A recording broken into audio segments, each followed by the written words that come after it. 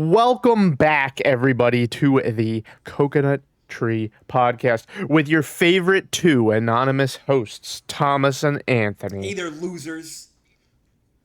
Well, hold on. let's not call our Nah, small group of dedicated fans I'm losers, kidding. I love Anthony. all three of you. Um, Today we wanted to get into our hot takes and stats first. So, Anthony, do you want to lead us off today? Yeah, I could start off with my hot take, Tom. Yeah, I think we should raise the retirement age. And in fact, I think the retirement, To what? well, I think the retirement age should be pegged to the average life expectancy in some way. Maybe it could be like 10 years below the average life expectancy. Um, so I think now that would make it like 67 or 68. Um, but I think, I I think, I'm sorry. Keep going. Keep going. yeah, I think that, humans, I want to say that we're going to continue to live longer. The truth is that life expectancy has actually gone down in this country due to another number of factors, mostly, the fentanyl Mostly crisis. southern states being included in our Yeah, statistics. I If mean you remove that's them, we're actually the highest in the that's world. always going to be a problem. But the South will always be a problem. But yeah, I mean, I can see They'll us. rise again Yeah, I mean, well, hopefully not. But in the form of obesity and short life yeah, they'll expectancies. literally embiggen themselves. Yeah. But anyway, I think that eventually people are going to start living to like 90 or 100 and more, and like we just cannot support a society where people are living to 100 and you're retiring at 65. Like that's ridiculous. There's no way that we could like sustain that. So yeah, I think we need to raise the retirement age. I think we need to stop being scared about raising the retirement age because if people are living longer, it shouldn't really matter that much as long as you're able to live healthier longer. Well, I think that there's multiple different facets of this. I actually disagree with you on this one. I know we don't often have hardcore arguments over stuff. So I agree with you that it's a problem that people are living longer and they're still getting these benefits at the same age. That's an obvious issue.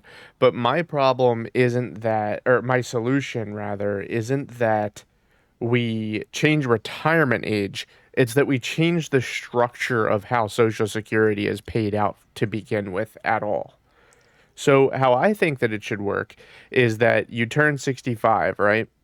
And you don't just retire right then and there. You maybe work a little bit less and you get a little tiny amount of social security money to help you out Oh, every so like a month. And then graduating as you get retirement. closer, yeah, like just like how welfare should be set up, you slowly graduate into getting the full social security payment as you get closer and closer to when you would die. And maybe you could peg the true retirement age to retirement to life expectancy like you're suggesting, but I think that that's too simple of an approach. I think that it should you stay conditionally retired at age 65 and you start slowly getting some social security income while you still continue to be a productive member of society by working shorter hours and passing your skills on to future generations. I think that it would be better if we did it that way. And it's so funny that you bring this up because this is one of the hot takes that I was actually Oh preparing boy. to talk about soon. Um, I had the chance to look at Social Security income and how much is paid out to people once they hit retirement age. Did you know that the average, like the wages that they base the 2024 Social Security payments per year on is based on what's called the Annual Wage Index. It's developed by the Bureau of Labor Statistics, and they use 2 years, like they stagger it by 2 years. So they're using 2022 to pay people in 2024, Interesting. which is kind of convoluted anyway. But essentially, the math works out to them saying that they're going to pay them out about $63,000 a year. Interesting. I'm I'm sorry, but you should not. I don't give a fuck how old you are. You shouldn't just get $63,000 to do nothing. Yeah, I think that's pretty ridiculous, actually. Um, I'm actually a really, really, really big proponent of personal responsibility when it comes to finance. I would actually prefer if they halved Social Security, but you were responsible for investing half of that yourself. And if you didn't invest it in actual like stocks or mutual funds or something like that, then you get to pay like an extra tax penalty on all it. right, listen, Tom, you've said a lot, and I feel like I have a lot to respond to here. Um, well, first of all, your plan for the retirement age, I don't see it as that different from my overall philosophy on the retirement age. I think you maybe just have a better implementation. So I'm willing to say that, I'm pretty aligned with you on how maybe the true retirement age should be later, but maybe there's sort of like a soft or conditionally retired age where you can continue working for a little bit, reduced hours, get graduated benefits. I think that makes sense. I think it's more of an implementation detail personally. But yeah, I like your proposal there. I'd be happy with that. Um, to your point about the Social Security, the wage payments, the $60,000 that you're talking about. Um, yeah, I don't think that's sustainable. That you can't be paying a 60K a year. I mean, isn't the median age or median salary of the country like nationally, isn't that around that much? That's like a ridiculous amount to be paying. No, it's not around that much. It's much lower than that. Yeah, okay. Well, sorry, the median American makes about $46,000 a year. For some reason I thought it was more like 50,000, but either way, it's still a lot more. You might be thinking more like household incomes. I think the Oh, the that's right. median household income is I think 63,000. you're right on that. Yeah. Um, yeah, so that's pretty ridiculous. Was that your stat of the week, or do you have an even crazier stat? No. Oh boy. No, dude. I had a completely different unrelated topic. I was planning on bringing up the old problem Oh next no. week.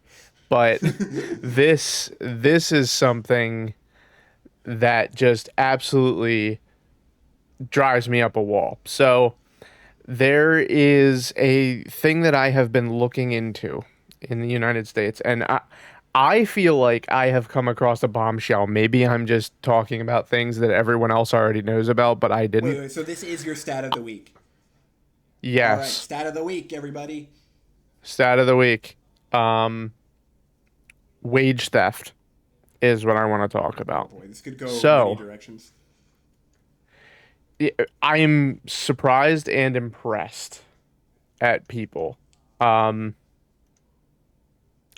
so, according to the Economic Policy Institute of the United States of America, which is a nonprofit that does research on wage theft, really, and they have found that in the year of 2023, there was just above $50 billion worth of wage theft committed in the United States.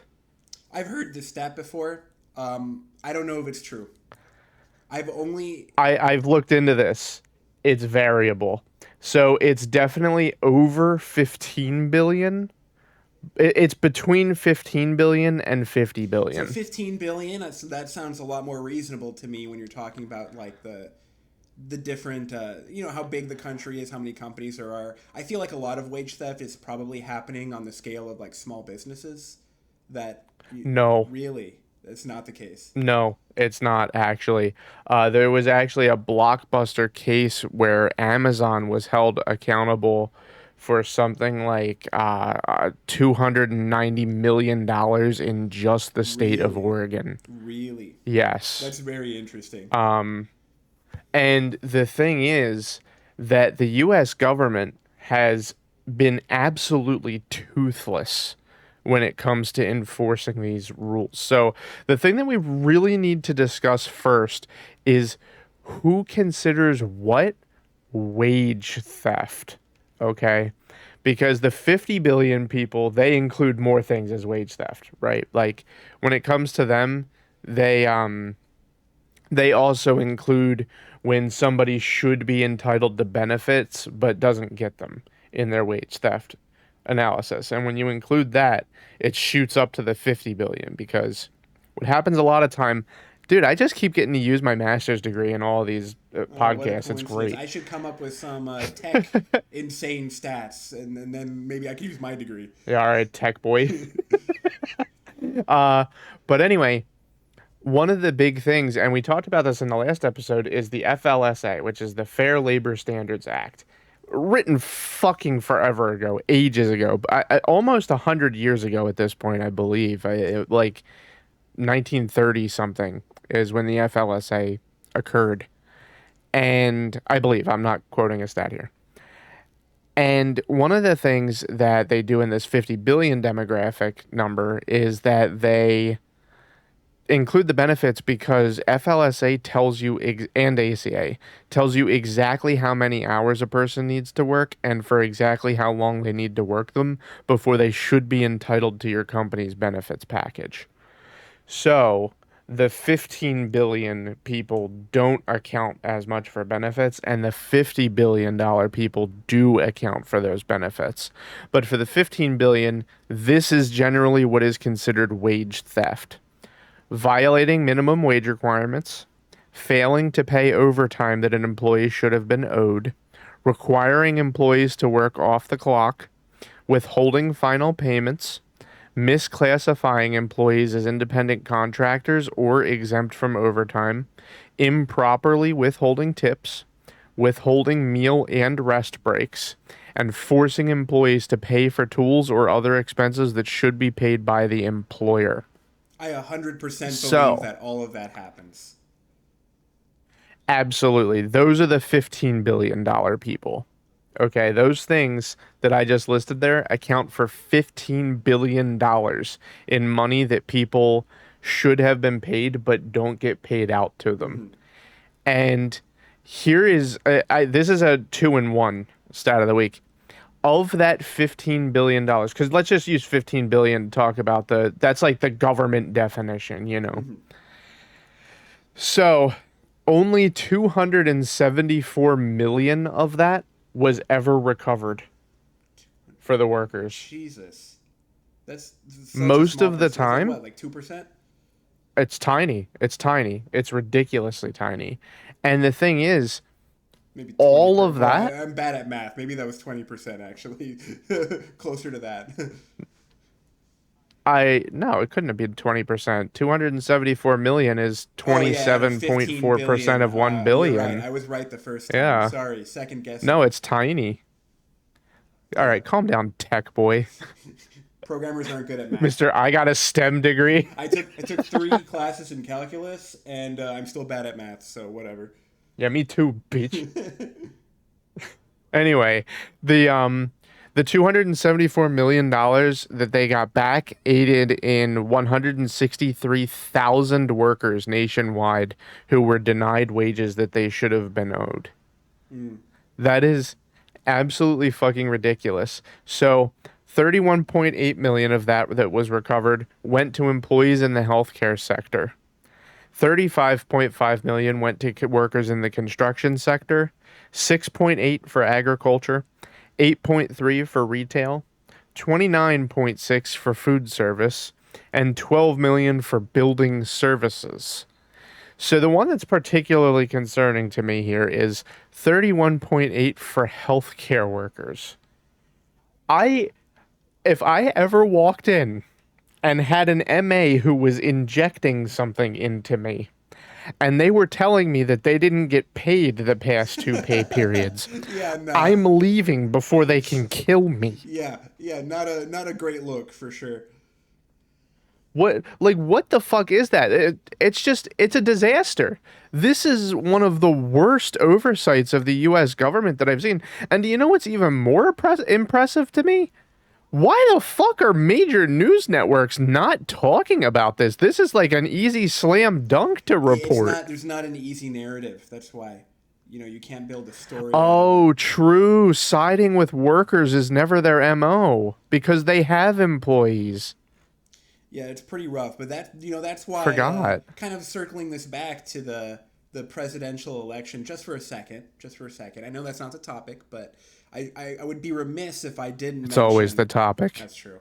But I would be remiss if I didn't mention that Kamala Harris is incredibly pro labor, has won quite a few victories for unions in California, is known for participating in strikes along with especially healthcare workers. Actually, that happened in California.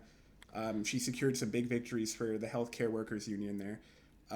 Yeah, just wanted to I point don't that think out. unions are going to help this problem. I think unions are one of the main ways we can help this problem. I'm not super pro union myself, but I do Do you think know what the way that. that we fix this problem is? Tell We me, tell me. stop playing limp dick jerk off piss fest with these huge companies that are denying people their wages and put people in prison. Yeah, so this kind We of hold people actually accountable for making sure that people get paid. yeah, this kind of reminds me of like the IRS, right?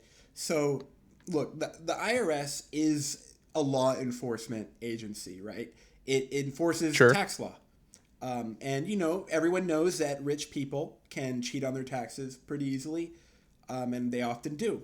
And there have been some studies that show that for every dollar you invest, every dollar the government invests in the IRS, like in enforcement and increased capacity, uh, ends up returning more than that dollar to the government. So it's almost always a better fucking investment to put in more money into the IRS. But the Republican Party, the party of law and order, doesn't want to fund this law enforcement agency. So we end up not being able to, prosecute and get these tax cheats. And I feel like there's probably a similar problem here with the wage theft stuff. I imagine the Department of Labor and the Department of Justice should be coming pretty hard on that. But I can't imagine that in today's political climate, they're getting the funding that they need to actually investigate these companies.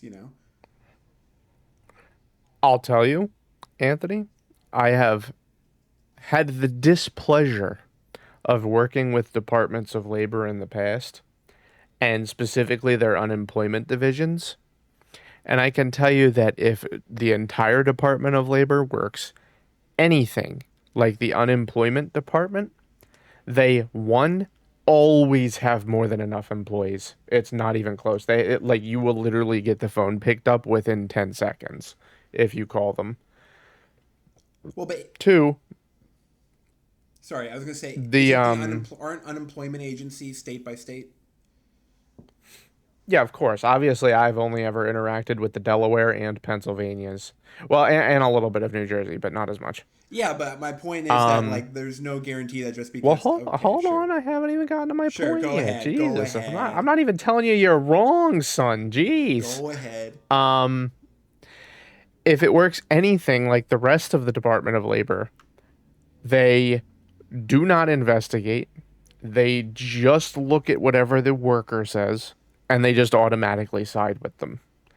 I actually think that what the problem here is that everybody who is having their wages thefted from them, the burglars that we call companies, I think that they don't realize what their rights are, and there's an education problem here, and they just don't know that they can go after the company for it, or rather they can't lose their job and sustain themselves still, so they literally have no choice but to just go through slave So labor. maybe you can shed some light on this, but I believe in California, I don't know how many other states have this, but I believe in California there are laws that require employers to put up like signs informing workers of their rights. In California, has to That's a be. vast majority of states do that. Yeah, are you saying that that's not very effective?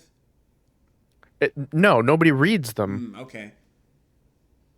Well, like, dude, I can tell you in PA, it's a requirement as well. Actually, in PA, it goes a step further. We have to have OSHA signs that tell you what all of the safety regulations are. We have to have um, labor signs that tell you what all of your laborers' rights are. Certain places in Pennsylvania require you to have union signs hung up in your facilities. If they've had like some kind of dispute with a union in the past, you're legally required to post what people's unionization rights are, and they all have to be displayed in a visible location where everybody goes. Normally, people use the clock in room wherever that is in a building, Hmm. and nobody reads them because there's no regulations on how big the font needs to be. Like, dude, you need a magnifying glass to fucking read your rights on these So I posters. will say that the And places then I've seen in California, the signs are very legible and very big. I don't know what it's like in PA though. they're tiny. Like you have to put your face like an inch from the poster in order to read it at Got all. it. But even if you do read it, it does not have it. Like you have to go and get a college degree in workers' rights in Pennsylvania in order to understand workers' rights in Pennsylvania, and that's the same way for any state. Like and also you brought up California. I will say, from an HR perspective, California is ultimate new game plus grandmaster difficulty. Please, for the love of God, don't let me get an HR job in California. I'm a little bit curious about that. Why is that? They make everything as difficult as possible. You want to fire somebody, you have to jump through hoops that are lit on fire. You want to not pay unemployment to an employee who was just objectively dog shit, you're fucked. There's even legislation that's going through right now in the state of California that controls who is entitled to severance pay and how much it is. Look, as a free market advocate, I'm not super jazzed about all that, but from a perspective of a worker, that sounds pretty good. Oh yeah, of course. From the perspective of a worker, if you can manage to get a job that pays you enough to survive in the state of California, Yeah. that'd be Yeah, I mean great. that's very true. That's the challenge.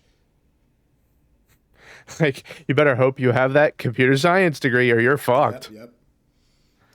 But the thing is, oh God, see, now we're getting into state politics for California. I actually think that these decisions are just bad for everybody because I think that most of the big companies, the big employers in California, see these things happening and they're like, we're just gonna not be here. Like, take Walgreens, for example. They just left. Yeah, I mean that has happened with a few high profile cases. Um, I will say that when companies do end up moving, so for example, us talk about tech companies for a second because that's more what I'm familiar with. Um, SpaceX and Tesla and now Twitter slash X have famously moved out of California. Um, I'll tell you that most of their engineering presence is still in California. Their Oh, I'm their sure. big offices. I mean, there's economists call this the network effect, right? At some point, an area becomes just so saturated with talent and high skilled labor that it becomes expensive to be anywhere else because there's just not the labor around. You're missing out on opportunity cost. Yeah, but it's also just a temporary thing. Like, if for a company like Tesla that's huge and just has infinite pocket depth, they don't care because they can outlast Yeah, that. this is not going to apply to your regular small business or even your startups without VC funding. I mean, yeah. Yeah. But anyways, to circle back here and talk about the actual stat of the week, I am appalled that the US government has not done something about this. This is one of the greatest oversights I think I've ever learned about in the US government's history because this is just completely unacceptable. But I don't think that it's unacceptable because it's being done. Like these companies know they can get away with it, so they're doing it, and that's just what they're expected to do. Companies are going to be companies. They're driven by profit purely. They don't care about you. But the fact that the government gives them a weak little slap on the wrist when they do win a case about something like this is absolutely fucking insane to Yeah, we me. need to make it. Because the laws on the books, like for example, in Pennsylvania, the laws on the books for overtime, like if you don't pay overtime to somebody, you get a fine of like $10,000 per day that it occurred or that the payment wasn't given to them. You get an extra $10,000 a day, and then you end up having to pay back pay that's like five times what you would have owed them if if you had just paid them to begin with. Yeah, I think that But when you go to settlement and you go to the courts, they never actually punish them. They're just like, yeah, just settle for this amount, whatever. And it ends up being like a tenth of what it should be. well, so if the problem is mainly education, like you're saying, how do we fix that? I mean, what are some? Multiple. Yeah, I let's think talk there's about it. multiple problems here. Okay, let's talk about them. So I think the education is the big one, like I brought up earlier. I don't know exactly when and where you would educate people on this, but quite frankly, I see no problem why our worthless ass high school educations cannot include something about workers' rights. I feel like it makes sense in like a economics class maybe. Sure, if you're forced to take economics. In Florida, where I grew up, they we are forced to take economics. Yeah. I know. So I will actually give a compliment to southern states here. They do put their money where their mouth is. Out of all the southern states, I think like 27 of them, like 27 states, and all of them are southern, include or slash Midwestern, include financial literacy courses as a requirement to graduate from high school. The Northeast and West Coast have no such requirements at all. Look, man, it can really vary by school because the quote unquote economics class I took was not really in high school. It was not really an economics class so much as it was my professor or my teacher just complaining about Obamacare literally every class for a year. Yeah, so that's a terrible class and that sucks, Yeah. but legally requiring financial literacy courses can't be a bad Yeah, I thing. mean, that's true. That's true. This is only a good thing. Please do not repeal Mr. DeSantis. Um, but yeah, I find it shocking that wage theft is so common and prolific in the United States. And it's not even just something that like affects illegal immigrants or immigrants or anything like that. Amazon workers have huge settlements over this in states like Oregon. Well, Tom, look, the problem is education. I have to be honest with you. I'm a little black pilled about education in this country right now. Um, Me too. I'm always and I black-pilled don't, about educating people. They're dumb. yeah, I'm about to say, I don't even think that it's necessarily a problem of the schools because I feel like I hear a lot of, look, anecdotally, I hear a lot of people say, oh, we were never taught X in school or so and so in school. And then I often am like, yes, we fucking were. You just weren't paying attention. You know, like, I don't think, So yeah, go ahead. I agree with you, but here's the difference, okay? If somebody says they never taught me how to write a check or pay bills or do my taxes when I was in school, even though there was a class that they could have elected to take that taught exactly that, I can say to them, "Hey, you had a class that you decided not to take that offered this. That's your fault." When it comes to these workers' rights and things like that, like a specialty workers' rights class, here's what you're entitled to by law, that's not even an offering on the table. So I blame the schools Sure. because it's not an offering on the Yeah, table. I think that's totally fair. And, you know, even if you do have a percentage of people who just aren't going to learn and aren't going to pay attention, at least you can make inroads with the small number that is, you know? I would say that your black pill argument towards education is a bad one, and it is exactly the same type of thing that people who are anti public school might argue. And the reason that I say that is because here in PA, it is extremely popularly held belief that a private voucher system would be a great idea. Like a lot of people in Pennsylvania want to just do away with public Yeah, I school, think Governor period, Shapiro and have supports private that. school Yeah. vouchers. Oh my God, we're getting into Pennsylvania local politics now. A lot of people from outside of Pennsylvania don't understand what he actually means when he says that. So you have two types of people in PA. You have the type who want to ban public school and replace it with just private school vouchers, and you have the people who want to keep public school and add private school vouchers. He wants to keep public school and add private school vouchers. The people that I have a problem with are the ones who want to ban public school. I see. That's just insane.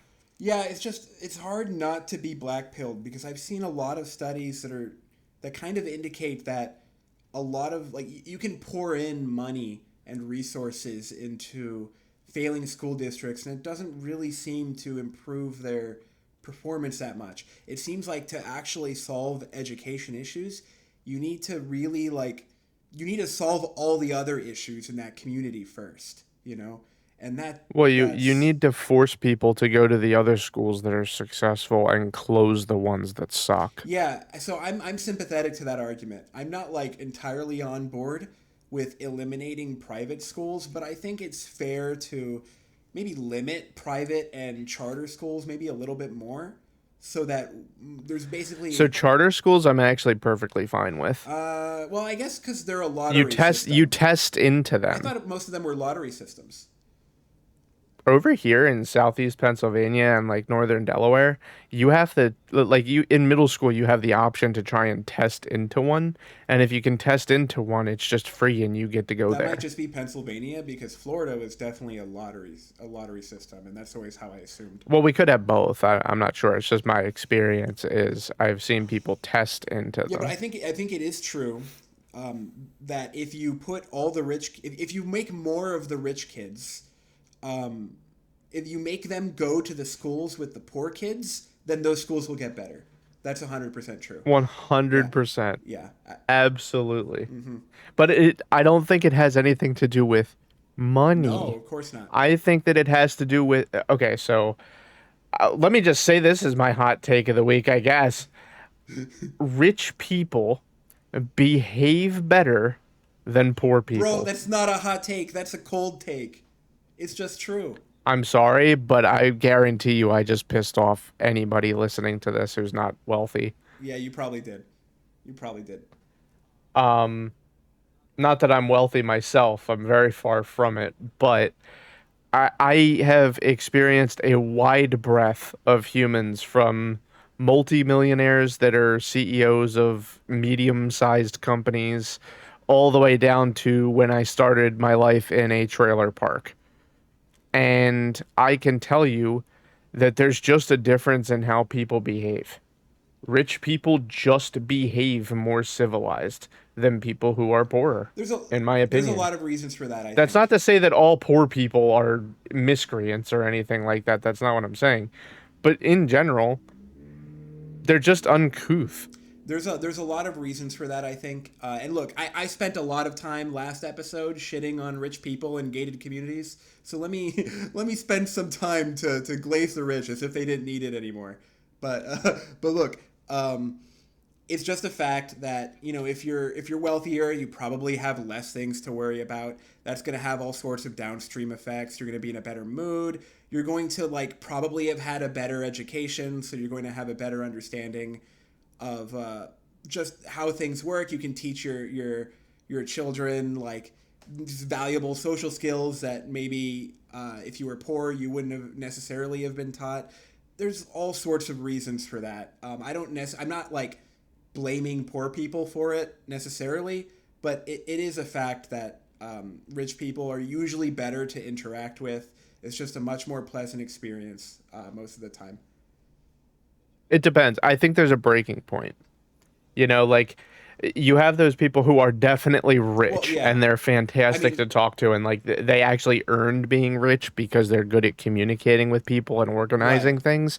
And then there's those super rich people who are like absolute Oh yeah. weirdos Oh and yeah. assholes. Like that's definitely a thing. Like Yeah. for wealthy people that I've met, the the substance abuse is the same thing as what you get in the projects. I look, I completely agree with that. I should have been more specific that when I'm talking about wealthy people, I'm talking about like Normal wealthy people. higher upper middle class or like maybe, maybe you got a few million or something. But once you reach like fuck you money and suddenly rules stop applying to you, I do agree that that brings out a very bad part of humanity and yeah, but I There's a bell curve to absolutely human behavior in abs relation to wealth. true, true. Yeah. sign us off. Let's do this. Oh, I got this. I got something lighthearted. Did you guys know that if you took the UK and it became the 51st state of the United States, it would be one of the single poorest states in the United States? It would rank just between Mississippi and Alabama. I've actually, so first of all, I want to say I love that stat. It's one of my favorite stats. But Euro trash. I heard that if you remove London from the equation, it actually becomes the poorest for sure. Well, yeah, of course, because London is the only thing there. Yeah, yeah. No, it's pretty bad. All right, awesome. Well, I know this one was spicy, and I'm sure that we'll get some mad flack for some of the things that I've said, at least, being the unreasonable one between the two of us here. Um, I think we said what we needed to say, and remember to subscribe, follow on all of the platforms. Tell your friends to come and tell me I'm a dumbass. Um, that's my favorite. You can yell and scream at me all you want. That's fine. No death threats though. And yeah, have a nice night, everybody, and we'll see you in the next one. See ya. Bye, guys.